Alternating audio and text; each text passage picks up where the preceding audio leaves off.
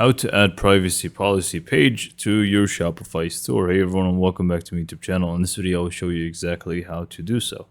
So first, luckily Shopify does actually provide us with a template for privacy policy, which we obviously need to go over and change. But to do actually get this, you simply just want to click on settings from your Shopify admin, scroll down until you find the policies section, which should be at the bottom.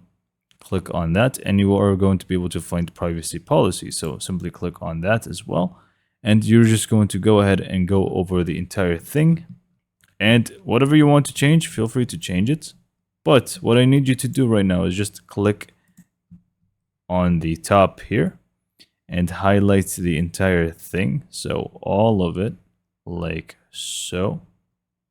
And you simply just want to go ahead and click on Control C, or you basically just copy the entire thing. Okay, so once this is done, we want to just go back and go to online store pages, and then we're just going to click on add page from the top right corner, and we're just going to name this privacy policy. Once we're done, we're just going to scroll down to the content section, and we're just going to paste in everything that we had copied like so. Obviously after the adjustments, because you are just going to have to go through it, and if you wanted to adjust anything, you're just going to feel free to do that. Make it visible on the top and click on save. So once this is done, what I'm going to do is I'm just going to add it to the footer menu where it usually is going to be. So I'm just going to click on content, menus, footer menu, and I'm just going to click on add menu item, name it privacy policy one more time.